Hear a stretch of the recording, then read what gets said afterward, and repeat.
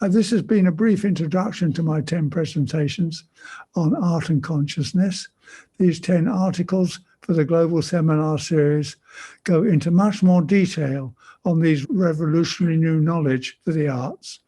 They will be presented to all artists and lovers of art around the world, along with special presentations to be made to both the faculty and administrators of art educational institutions everywhere.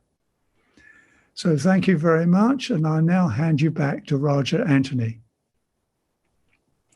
Great, thank you so much, Lawrence. This is so brilliant and terrifically inspiring. I should just clarify that when Lawrence was referring to the Global Seminar Series, these are our webinars that we've just started. The Global Seminar Series is a separate project. Basically, what we're offering to the world comes down to these packages of knowledge that Maharishi has provided us with, these 20 or so hours of videos that we've formulated over the last couple of years of Maharishi giving these lectures, very profound, enlightening insights into the nature of creativity and artistic expression. So those 3 courses by Maharishi. In addition to that, the Global Seminar Series involves experts like Lawrence and others in all their disciplines of the arts who are going to relate their research and insights using the very latest understanding and terminology in the light of Maharishi Vedic science. So that in this way, we offer a complete package, all of Maharishi's expressions and all of the recent research and knowledge and understanding that we have at the current time. And I think it together, along with the tremendous work we must mention that the great faculty of Maharishi International University have been doing for all these years. The art faculty at MIU have pioneered this consciousness-based approach to the arts for all these years. And of course, they have these wonderful degree programs that are available through the structured program at MIU in the United States. So I feel that what Lawrence is doing with his work, both as an artist and a researcher, is really worthy of someone who was much loved and appreciated by Maharishi, but also of someone who has grasped the significance of Maharishi's life and teachings and relating all that experience and inspiration and all the focus with Maharishi in terms of now moving forward for the future and creating heaven on earth. It's tremendous. I'm just overjoyed that we get to work together on this program in the context of the Academy of Arts for Enlightenment. And I should also add that Lawrence and Diana together are involved in other important areas of expansion of the movement. There's no end to their prowess. Now, we want to open up to comments and questions. If you have any points you would like to express, you can use the raise hand feature, and Eva will indicate for you to speak to either Lawrence or myself as you wish. So if anybody has any comments or questions about anything that my talk earlier or Lawrence's talk that he's just given or his beautiful paintings that were shown while he was speaking, go ahead and indicate, and we'd love to hear from you.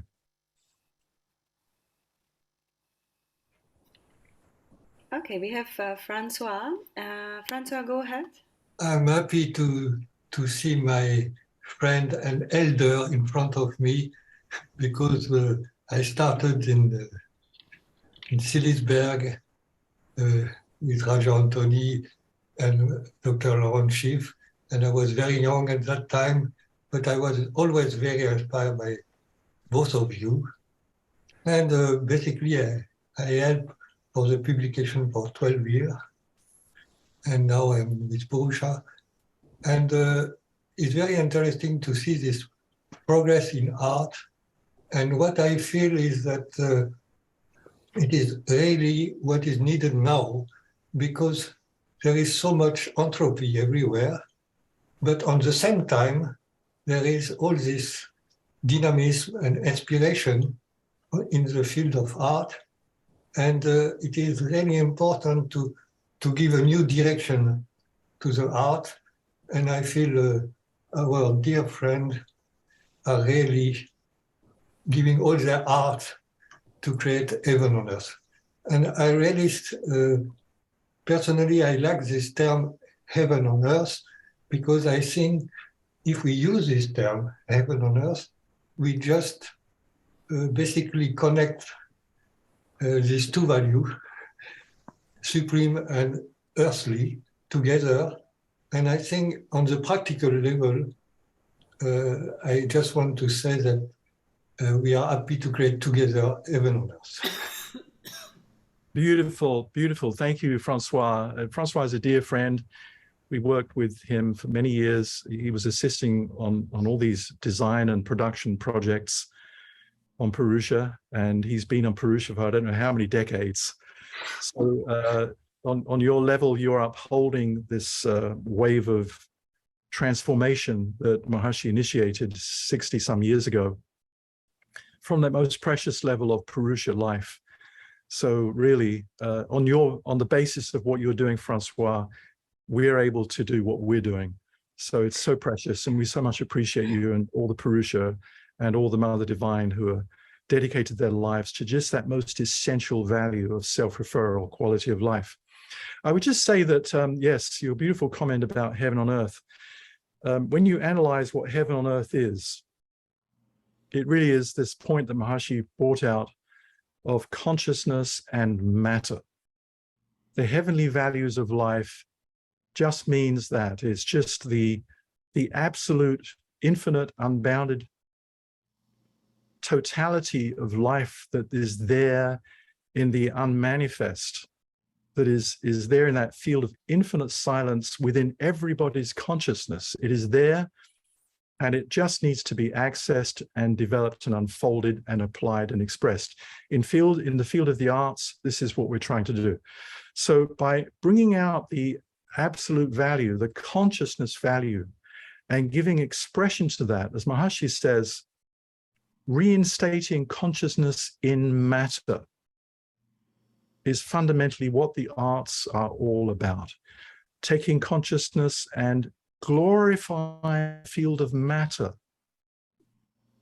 with all that can offer, the totality of consciousness, the totality of the laws of nature harnessed and expressed into the material world, so that the whole material creation then vibrates with that infinite value of consciousness. So whether we're in the transcendent or we're observing the material world, as much consciousness that there can be expressed into the environment is there. And that means that we have heaven on, that will be the full value of heaven on earth. So we're at the early stages of bringing this knowledge out, but the thing is, the cat is out of the bag. You know, we can't put him back in. The knowledge is out there now, and it is just a matter of allowing it to reach step by step more and more people. And it's happening on the level of consciousness itself through the programs of Purusha and Mother Divine, and it's happening through the activities and programs, the practical application of all this knowledge by the global country of world peace and all the teachers in every TM center and all the activities of our global movement. It's a tremendous thing. Lawrence, do you have anything to offer, anything to add there? I'd just like to say it was such a joy to hear Francois's voice after all these years. And hello, Francois, and thank you for this very nice personal comments you've made. And we were all so lucky to be working there around Maharishi all those years to go together. And it's wonderful to extend a little on also what Roger Anthony was saying, that this, you know, all is nothing but consciousness. So the material creation is already consciousness, you know. So, but there's just this knowledge of Vedic science gives us the procedures for actually organizing that raw material of nature, as it were, in a way that, as Roger Anthony was saying, in a way that resonates with the totality. And this is a spontaneous unfoldment of creativity that's going on as consciousness is rising in the world. It becomes necessary that as our consciousness gets more refined and more glorious in its own light, then the environment needs to reflect that back to us. So it's not that the arts are some arbitrary thing that happens on the side. They're absolutely essential that they come up to their full glory in order to actually really establish the whole world on heaven on earth. The arts are absolutely vital in that process, and they operate now on a scientific basis, due to Maharishi's Vedic science. So they can stand there, arts can stand alongside all the hard sciences now as equally important in terms of what they have to contribute to making, life on earth completely full and in the bliss of heaven on earth. Denison, if you could hear me. Hello?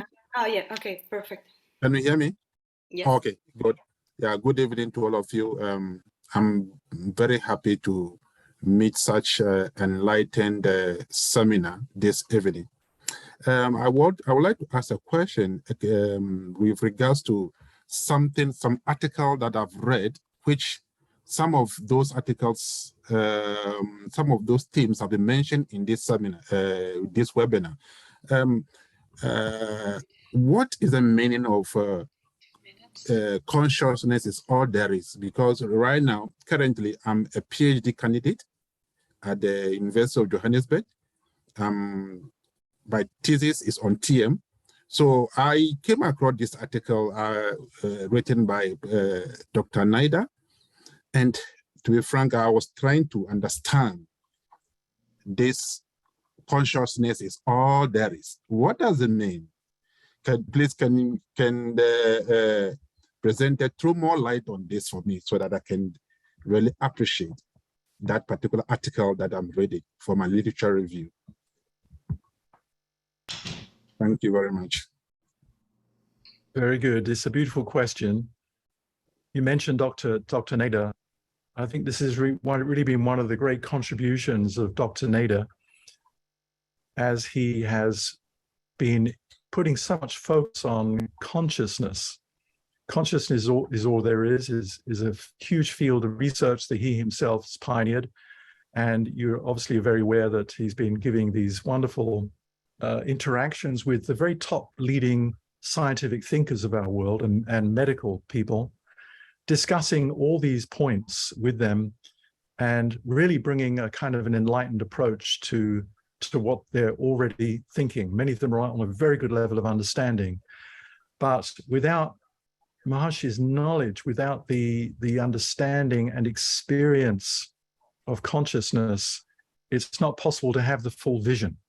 It's the enlightened understanding of knowledge has to be from the level of total knowledge, which resides in the field of consciousness.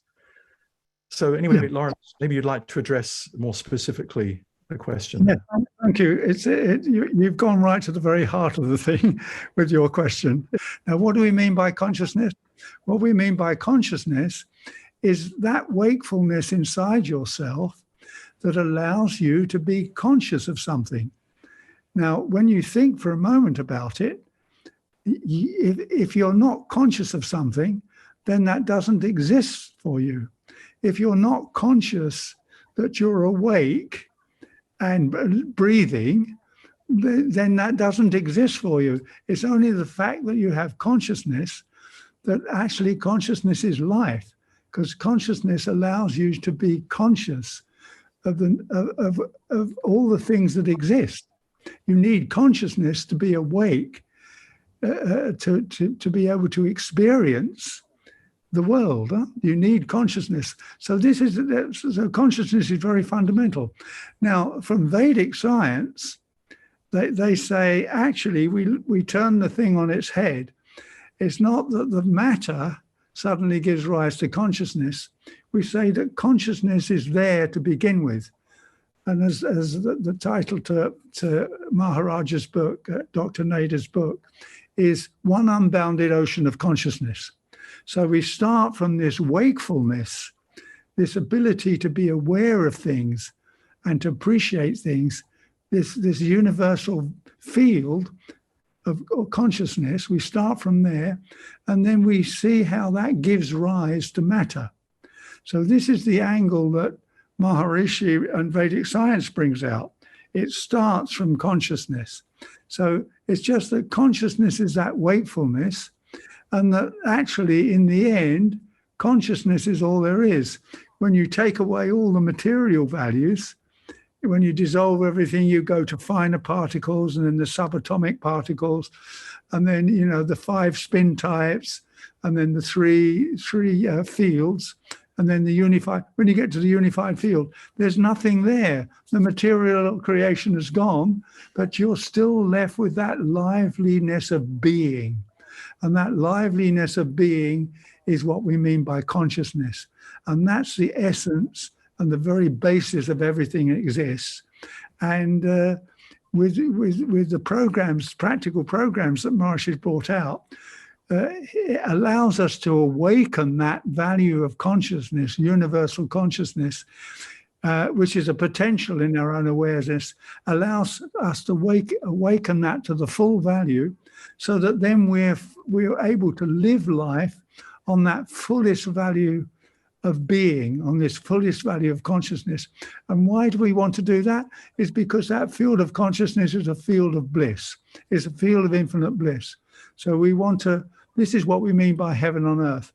When human beings start to awaken to that full value of consciousness that there is their potential to have, then this life just becomes a flow of bliss and a flow of, you know, enjoyment and heavenly values. And, you know, that's the value we want all the artists to be living, and put that into all the expressions that they create. Yes, I hope that helps.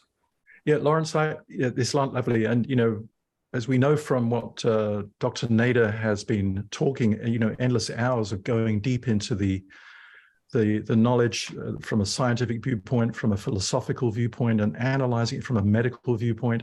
Now we're doing it from the artistic viewpoint.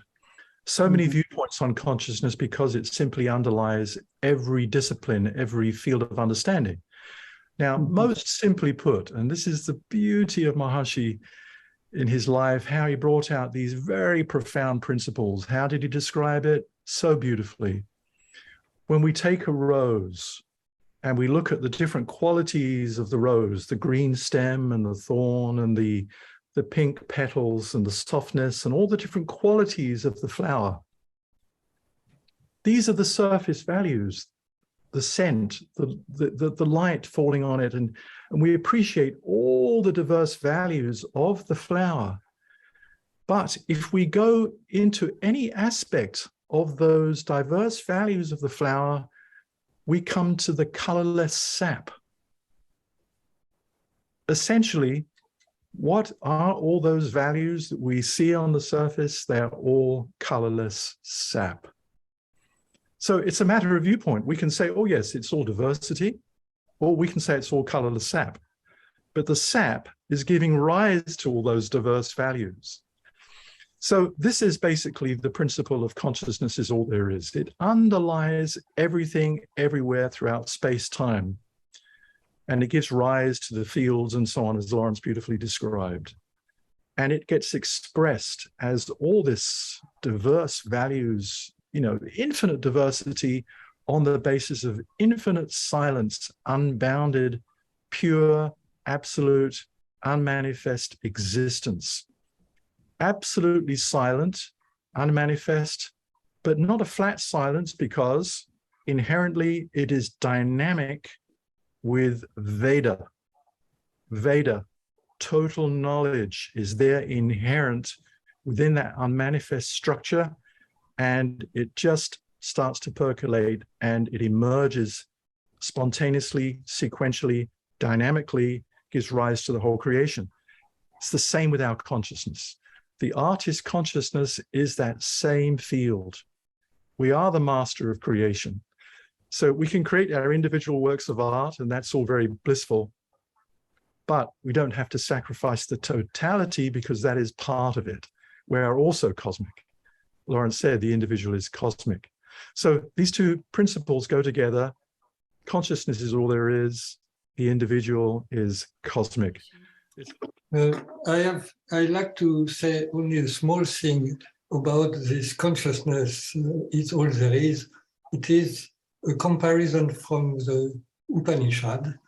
And sometimes Upanishad look very complicated or philosophic, but in reality, it happens that I was doing some illustration of Upanishad. And there is one quote who says, for the goldsmith, everything is gold. It means for the knower of Brahman, everything is Brahman, or for the knower of consciousness, everything is consciousness. And what we can see in this image is that people have tendency to see the form, all the form, but not recognize the value behind the form. If you don't know, if you don't know gold, you may see many things in gold and you don't see any value of it because you don't know it is gold. But the day you know it is gold, then suddenly you say, oh, such a value. But also what is important for the artist is that the goldsmith, not only he see gold, but he can make anything from gold. That means he knows the story from one side to the other side. And this Maharishi said, for total knowledge, you need to know the story on both sides. That means how thing is made and how to make the thing. And I think this image of Upanishad is simple to say everything is made of gold is gold. And we can say, even on a scientific basis, I'm not a scientist, but everything is the unified field. And everyone knows the unified field is very pure, is full of energy.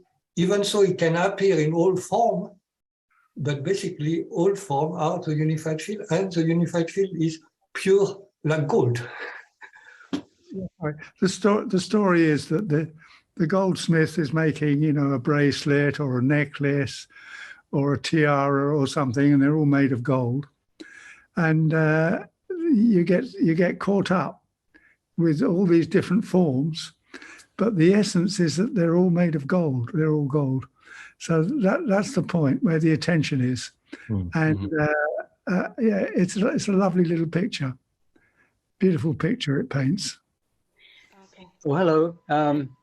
Lovely to see you and hear you, Lawrence and Anthony.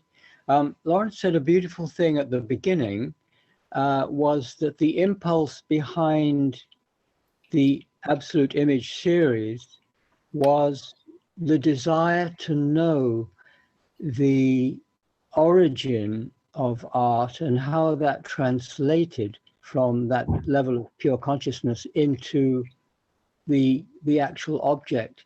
And I remember you were saying once that the art objects, the actual finished paintings, would appear as a wholeness in your awareness, that the whole image would appear, and then you would put it down in note form so you didn't forget it, and then express it as the image over time with through your craft and art of actual painting. I'm just wondering if you could just say how you experienced that on a subjective level, that whole image appearing in your mind. Was it a sense of revelation or excitement, or a subjective experience of how that appeared in your consciousness?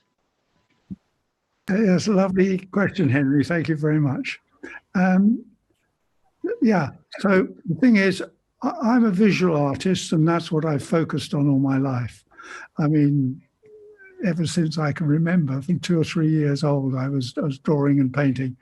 So that's been my whole life, and I've worked in different aspects of the arts, design and painting and like that. So we've had a chance to experience every kind of visual expression. And particularly potently when we were working around Maharishi, of course, because we were doing the TM program and then also working with visual things with Maharishi. So we got all sorts of instructions and guidance through that interaction with Maharishi. But what happened is I wanted to put these two things together, my knowledge of Vedic science and my love of Vedic science and my love of painting. I wanted those two things to come together, and I knew the only way to do it authentically was to just start painting again, and with the intention of these two things coming together. So I went through that process, and there's talks I give where I take the audience through those steps I went through, and which finally culminated in the Absolute Image series. Now, the way it works with the paintings is at some point, any night or day, in or out of meditation or any time, an image can pop into my mind, and then I usually immediately make a note of that in my sketchbook. And it's a wholeness. It's a bundle of, it's sort of a blissful, abstract, blissful wholeness of color form inside. It's very abstract. And being an artist, I want to see what that abstract inner sensation of bliss looks like in a concrete form. So that's what inspires me to actualize that painting and go through the process of painting it. I mean, there's not time to go into the real detail of that, but that's roughly how it works. Thank you. Do we have just one more question? Well, first, I want to thank you so much, Lawrence, and I don't know if I should call you Raja or Anthony, but you've livened my spirit. I've been painting since I was a little girl. I'm 70 now. And what has happened for me is exactly what you're talking about. And you probably know the artist Robert Henri, The Art Spirit. It's an old book, and he was a great artist, a great teacher. He's in the National Gallery, as I have slides in the National Gallery. They haven't acquired a painting, but the point is that when I work, when I paint, which is every day, I am transformed.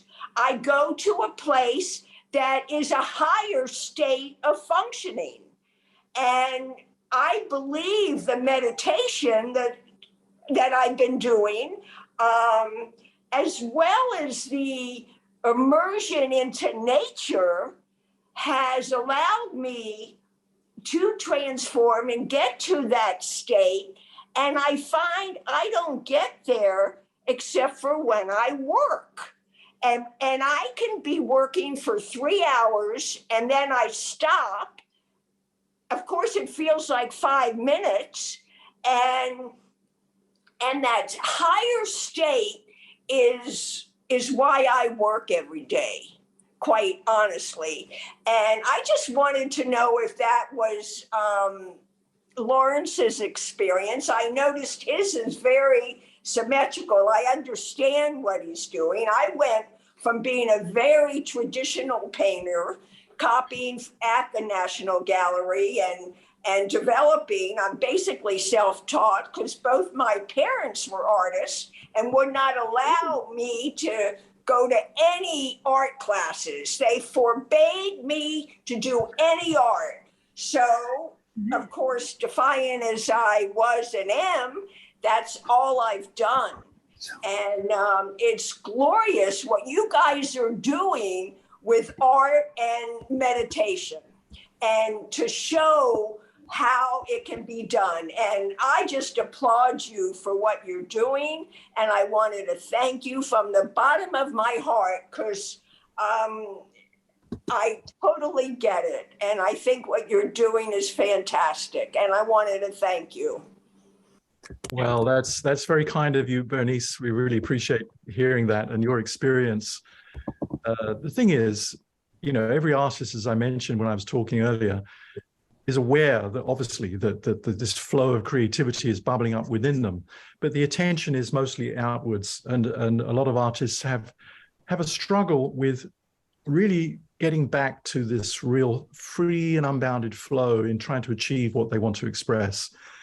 But when we practice TM, when we meditate and we get used to opening up that channel from the surface level of thinking to that fine feeling level where the pure form of creativity resides, this is that area of being, becoming. Becoming. That is immensely blissful because it's not, it is actually on the junction point of the pure unmanifest field and the field of the manifest. In that transition value there, that is incredibly powerful. That is where the creativity is just the bliss, the unbounded bliss is starting to percolate and be experienced throughout the mind and the body, and that flow just starts to come out. Of course, in the state of a fully enlightened human being, that bliss is permanently available to us all the time, 24 hours a day. Pure consciousness is evident in every aspect of our thinking, speech, and action. So it's this is what we do when we practice TM. That immediately that flow is freed up, more effortless experience, more joyful values, and also achieving more readily what we aim to achieve. It's a beautiful thing that Maharishi has given the field of the arts. It's absolutely marvelous for the arts, because everybody knows that it's coming from somewhere within them, but they have no knowledge and no experience of getting to it. And all these great artists, philosophers, and thinkers in the past have referred to that. Maybe they had some glimpses, maybe some deeper value of it. They talk about it. But to consciously access that field on a daily basis and develop it and unfold it in the direction of more and more and more and more and more is what a gift that is for the artist.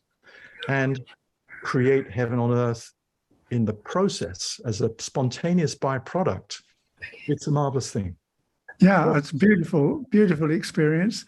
And Maharishi always emphasized that the artist, it's a spontaneous thing. It's a spontaneous thing. It's the artist just loses, they lose themselves in the process and everything like that. And that then the whole thing comes out. And why in the process?